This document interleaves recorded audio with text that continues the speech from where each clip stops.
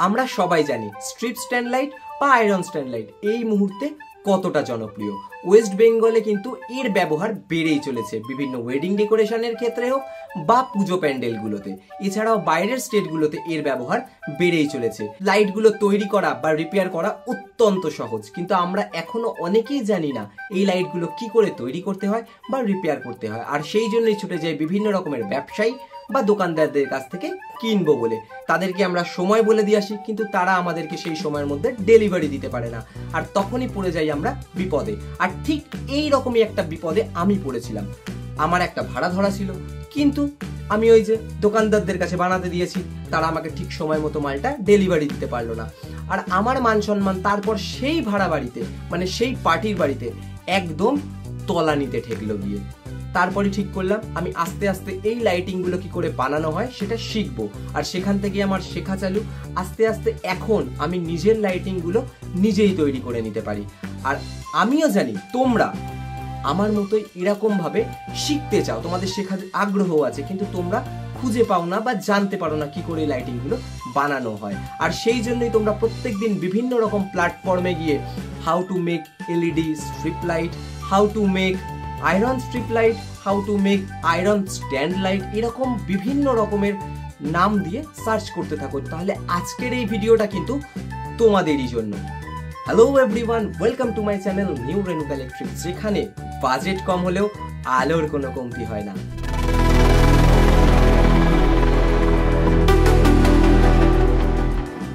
আজকের এই ভিডিওতে আমি আলোচনা করব কি করে আয়রন স্ট্রিপ রিপেয়ার করা। তোমরা এখানে যে স্ট্রাকচারটা দেখতে পাচ্ছ, এটা আমরা মূলত আয়রন স্ট্রিপ লাইট বা আয়রন স্ট্যান্ড লাইটের হ্যাঙ্গিং এর কাজে ব্যবহার করে থাকি। এছাড়াও এই স্ট্রাকচারগুলো অনেক কাজেই ব্যবহার করা হয়ে থাকে, যেমন যে কোনো ডেকোরেশন বাড়িতে, বিয়ে বাড়িতেও আমরা এগুলো বাড়ি সাজানোর জন্যও ব্যবহার করে থাকি। এই স্ট্রাকচার লাইটটিতে যে সমস্ত স্ট্রিপ লাইটগুলো খারাপ হয়ে গেছে সেগুলো রিপেয়ার নিয়েই আজকের মূলত এই ভিডিওটা প্রথম থেকে শেষ পর্যন্ত দেখলে আশা করি তোমরা আজকে নতুন কিছু জানতে পারবে। বন্ধুরা, তোমরা দেখতে পাচ্ছ প্রথমে স্ট্রিপ লাইটটাকে জ্বালিয়ে যে লাইটগুলো খারাপ রয়েছে সেটি আইডেন্টিফাই করার পর একটি কাটারের মাধ্যমে আমি সেই খারাপ লাইটগুলো স্ট্রাকচার থেকে কেটে বাদ দিয়ে দিচ্ছি। একটু মনোযোগ দিয়ে দেখলে তোমরা বুঝতে পারবে আমি কাটার দিয়ে লাইটগুলো কেটে বাদ দেওয়ার সময় কানেকশন করার যে ওয়্যার সেটা কিন্তু বাদ দিইনি, সেটা ছাড়াই বাকি স্ট্রিপ লাইটটা কেটে বাদ দিয়েছি, যাতে পরবর্তীতে আমি যখন স্ট্রিপ লাইট ইনস্টল করব তখন ওই ওয়্যারগুলোতেই আমি স্ট্রিপ লাইটটা কানেকশন দিতে পারি। প্রথম স্টেপ কমপ্লিট হওয়ার পর আমি একটি নতুন স্ট্রিপ লাইটের রোল নিয়ে নিয়েছি এবং প্রথম যে কাজটা আমি সেটাই করে দেখছি, অর্থাৎ স্ট্রিপ লাইটটিতে কপার তার আছে না অ্যালুমিনিয়াম তার আছে সেটাই দেখে নেওয়ার চেষ্টা করছি। তোমরাও কিন্তু মার্কেট থেকে মাল কেনার সময় এরকম ভাবে দেখে নেবে, না হলে কিন্তু তোমাদেরকেও ঠকতে হতে পারে, কারণ এখন মার্কেটে বিভিন্ন রকমের স্ট্রিপ লাইট বেরিয়ে গেছে। যাই হোক, তোমরা দেখতেই পাচ্ছ এই স্ট্রাকচারের দুদিকে স্ট্রিপ লাইটই খারাপ হয়ে গেছে, তাই সেম মাপের আমি আরো একটা স্ট্রিপ লাইট কেটে নিয়েছি। তোমরা সবাই জানো এই এলইডি স্ট্রিপ লাইটগুলো একদমই ওয়াটারপ্রুফ নয়, সেই জন্য আমি হিট সিঙ্কেবল টিউবও ব্যবহার করেছি, যাতে রোদ ঝড় জল বৃষ্টি থেকে সারা বছর স্ট্রিপ লাইটগুলোকে বাঁচানো যায়। এই হিট সিঙ্কেবল টিউবগুলোর মাপ কি হয় এবং হিট সিঙ্কেবল টিউবগুলোতে এলইডি স্ট্রিপ লাইট কি করে ঢোকানো হয় যদি তোমরা এখনো না জেনে থাকো, তাহলে অবশ্যই আমাকে কমেন্ট করে জানিও। আমি নেক্সট ভিডিও তোমাদেরকে এই বিষয়ে শেখানোর চেষ্টা করব। এরপরে আমি সোল্ডারিং আয়রন দিয়ে হলুদ এবং কালো তার দুটিকে পজিটিভ ও নেগেটিভে সোল্ডারিং করে নিয়েছি, যাতে এই তার মারফত আমি স্ট্রিপ লাইটটাতে কানেকশন দিতে পারি। এবার আসি সব থেকে ভাইটাল জিনিসে, শুধুমাত্র হিট সিঙ্কেবল টিউব পড়ালেই তো হবে না, তার মধ্যে দিয়ে যাতে জল না ঢোকে সেই ব্যবস্থাও আমাদেরকে করতে হবে। তাই জন্য উপরের দিকটা এবং নিচের দিকটা হিট সিঙ্কেবল টিউবের ফোল্ড করে সুন্দরভাবে একটা টাই দিয়ে বেঁধে নিয়েছি আমি। তোমরাও ঠিক এইভাবেই হিট সিঙ্কেবল টিউবের মাথাগুলো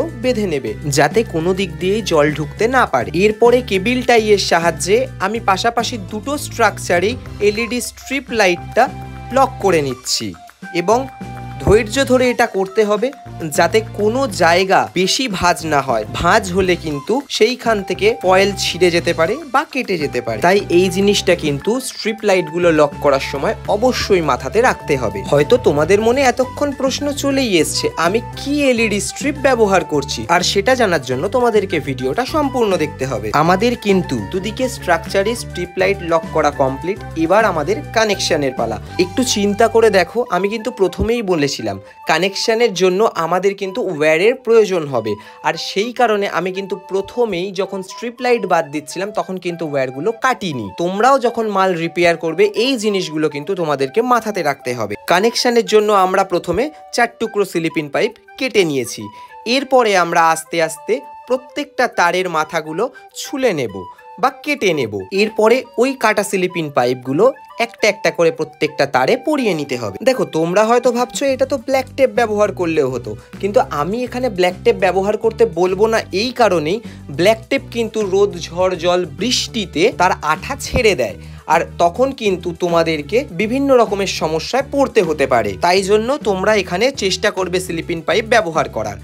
এরপর আমরা আস্তে আস্তে নেগেটিভটা নেগেটিভে এবং পজিটিভটা পজিটিভ তারের সাথে কানেকশন করে নিচ্ছি। আর এখানে নেগেটিভ বলতে আমি ব্লু এবং ব্ল্যাক ওয়্যার ব্যবহার করেছি, এবং পজিটিভ বলতে আমি ইয়েলো এবং রেড ওয়্যারের ব্যবহার করেছি। আশা করি তোমরা সেটা দেখতেই পাচ্ছ। এরপরে আমাদেরকে এই জায়গাটা সুন্দর করে ড্রেসিং করে নিতে হবে যাতে কোনো রকম লিড বেরিয়ে না থাকে। যদি লিড বেরিয়ে থাকে তাহলে কিন্তু শর্ট সার্কিট হয়ে যাওয়ার সম্ভাবনা থাকতে পারে। সব কিছু কমপ্লিট হয়ে গেলে আমাদের এই স্ট্রাকচারটা জ্বালানোর পালা। 12 ভোল্ট 400 অ্যাম্পিয়ারের এসএমপিএস ব্যবহার করেছি, এবং তোমরা দেখতেই পাচ্ছ কতটা সুন্দর, কতটা ব্রাইট হয়ে স্ট্রাকচারটা জ্বলছে। চলো এবার দেখা যাক আমরা কোন এলইডি স্ট্রিপ ব্যবহার করেছি। আমরা এখানে ভিএমজি গোল্ডের 120 এলইডিস পার মিটারের এলইডি স্ট্রিপটা ব্যবহার করেছি, যেটা মার্কেটে 5 মিটারের রোলে আসে, যেটা লং লাইফ এবং ইকো ফ্রেন্ডলি। আমরা এখানে এই কোম্পানিরই হোয়াইট কালারের এলইডি ব্যবহার করেছি। তোমরাও চাইলে এই কোম্পানির স্ট্রিপ ব্যবহার করতে পারো। আশা করছি আজকের এই ভিডিও থেকে তোমরা নতুন কিছু শিখতে পারলে। যদি এখনো কোনো ডাউট থেকে থাকে তাহলে অবশ্যই আমাকে কমেন্ট করে সেটা জানাবে। আমি চেষ্টা করব তোমাদের ডাউট ক্লিয়ার করে দেওয়ার।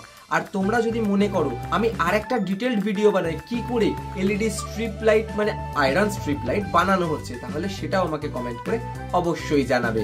ভিডিওটা ভালো লেগে থাকলে অবশ্যই একটা লাইক করে দেবে, আর সাথে আমার চ্যানেলটা সাবস্ক্রাইব করে নোটিফিকেশন বেলটা অন করে নেবে। তাহলে আজকের মতো টাটা।